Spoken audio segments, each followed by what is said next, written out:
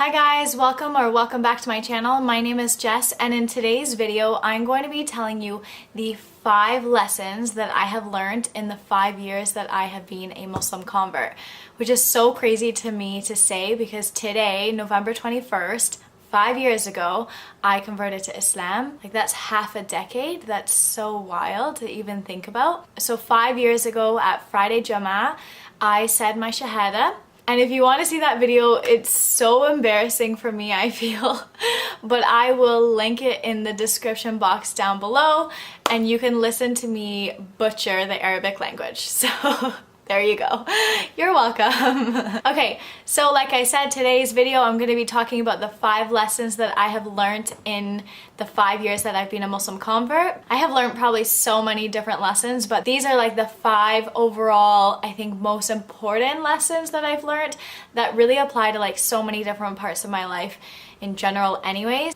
Okay. So let's get started. Lesson number 1, take it slow. I don't know how many times I've probably told people this or told myself this throughout the years. I should have told myself this more often in the beginning, because when I first converted, I just like dove head first and like was on this high of spirituality and just went a little bit crazy. And things get overwhelming. You know, when you take things too fast, you're not going at your own pace. You're not allowing like your heart to make those decisions with sound knowledge. You're just kind of like emotionally making decisions.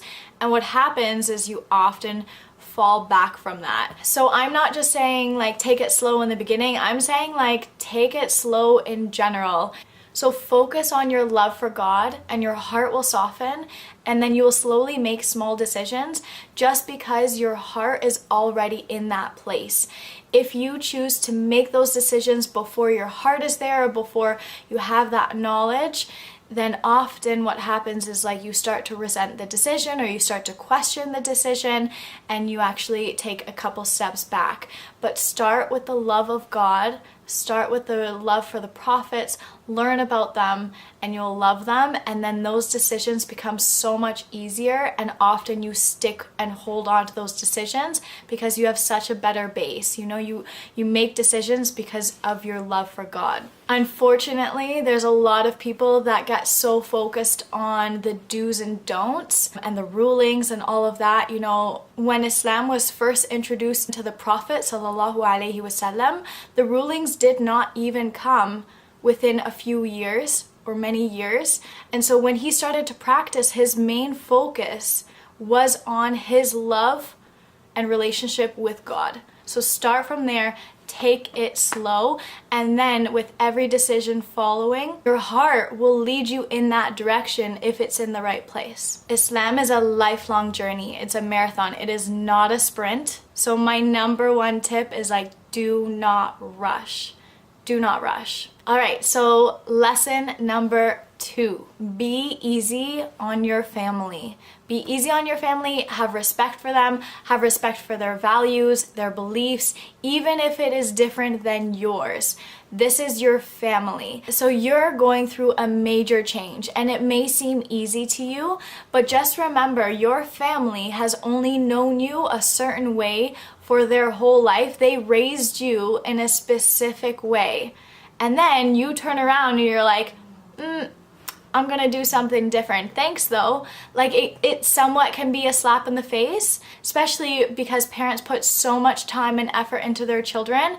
It may seem to them as though you just A, did not appreciate all of their efforts, or B, you just didn't think it was good enough. Just because you decided to convert, you cannot expect them to all of a sudden uproot their whole life and do things differently for their lives as well.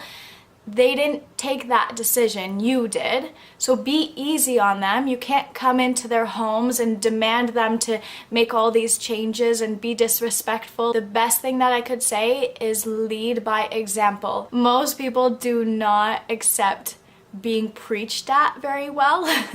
Often what changes people's opinions about things or allows them to understand somebody better is through that person's actions.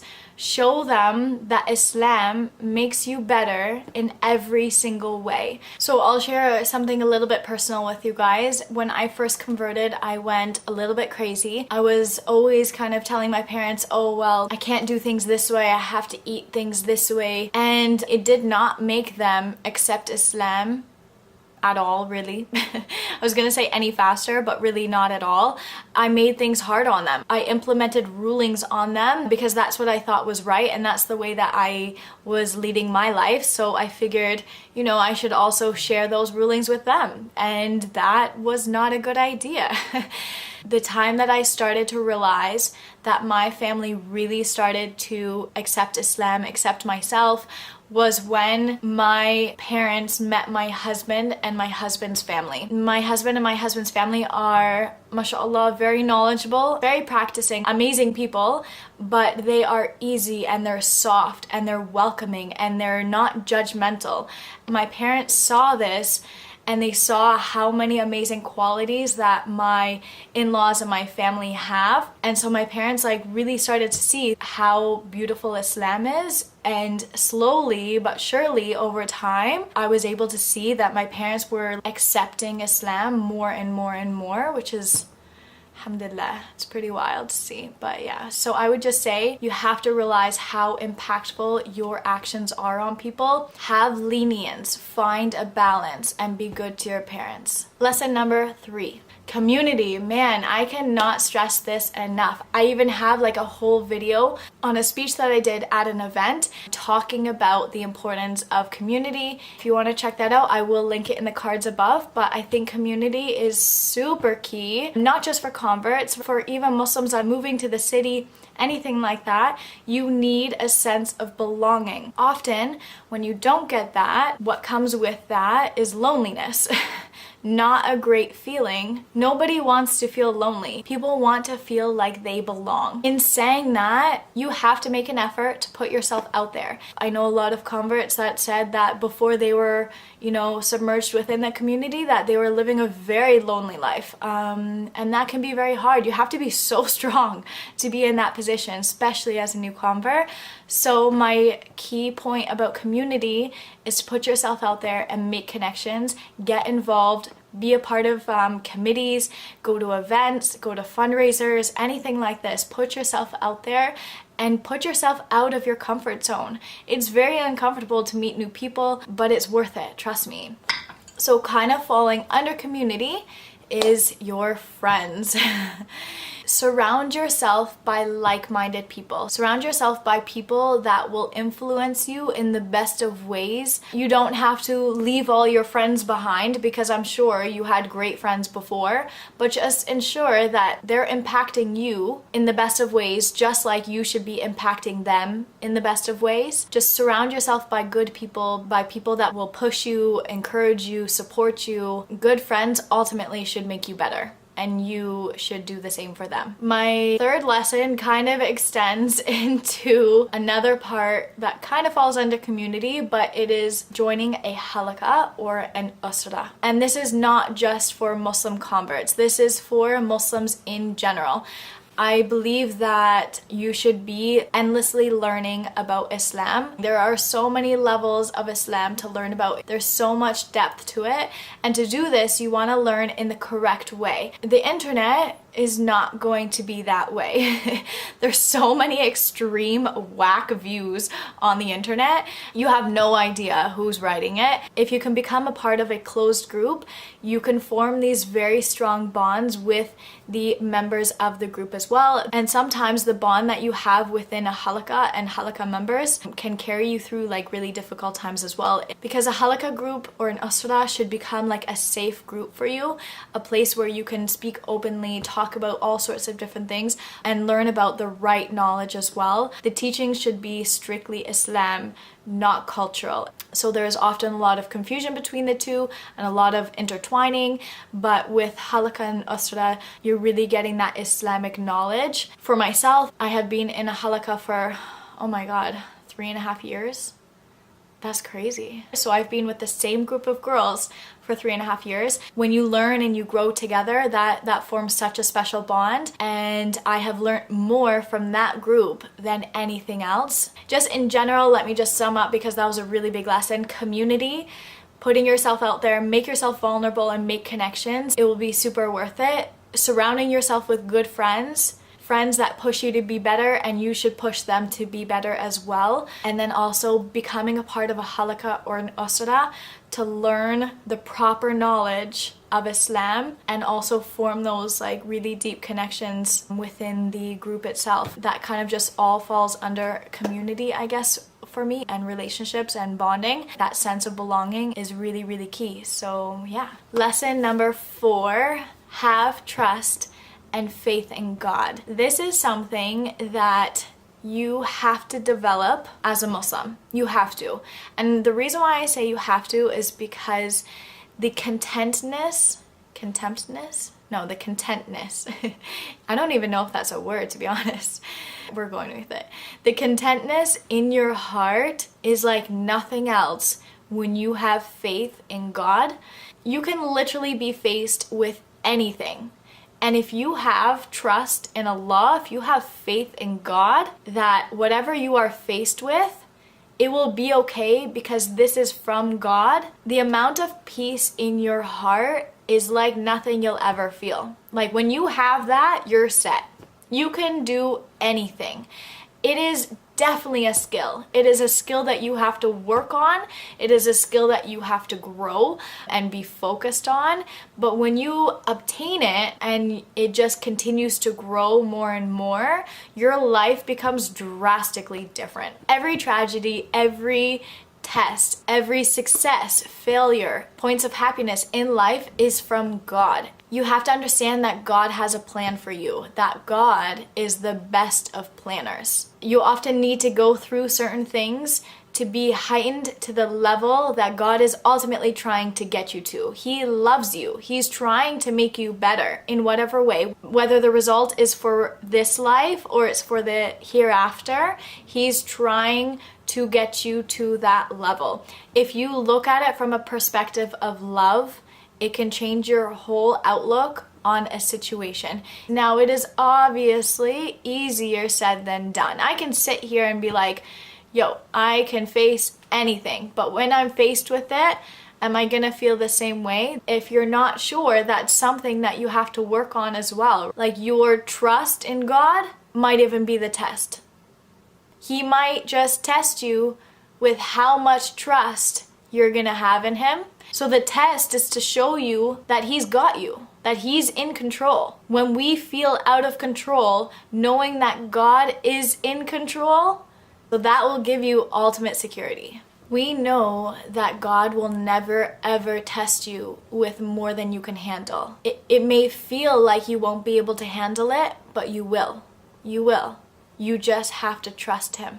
And you have to trust yourself that you can get through it, because God wouldn't put you in a situation that you wouldn't be able to. On the flip side of that, you have to know that when things are good and going great, that it is because God has given that to you. So show gratitude, be appreciative, know the source of why everything is happening in your life. When you approach situations with faith in your heart, knowing that no matter what happens, no matter the result, this is what is going to be best for you. When you have that faith in your heart, that's like a whole new way of living. That will open up doors for you that you could never have imagined mentally as well. No stress, no drama, just complete contentness, if that's a word. Just being completely content in your life, in your heart, in your relationship with God. That's like nothing else. Okay, final lesson. Lesson number 5. You can still be you. As a convert, you do not need to feel like you have to abandon your culture. This isn't right. And don't let anyone tell you this either. You can be Muslim and still be you. You carry this whole life and memories forward with you, even when you convert to Islam. When you convert to Islam and say your shahada, you become a baby, you're fresh, like no sins, nothing, everything gets wiped. But that doesn't mean that your whole life also gets wiped. Don't feel like you have to abandon yourself and your culture just because you become Muslim. You can still cook whatever food you want to. You don't need to cook like Arab food. Cook your own cultural food. Keep your name. Hold on to your lineage. I'll share something personal. I decided to keep my name, not just my first name, but my last name, because holding on to my father's lineage is a really big thing for me. In Islam, that's encouraged to hold on to your father's lineage, as women especially. And just because I'm a convert doesn't mean that I shouldn't do that. You know, I want to hold on to my lineage and where I come from because I'm proud of that. I'm proud of my lineage, and I'm proud of the fact that I converted. That's a big thing for me. I don't think that anyone should tell you otherwise. I don't think that you should feel as though you have to make all these changes.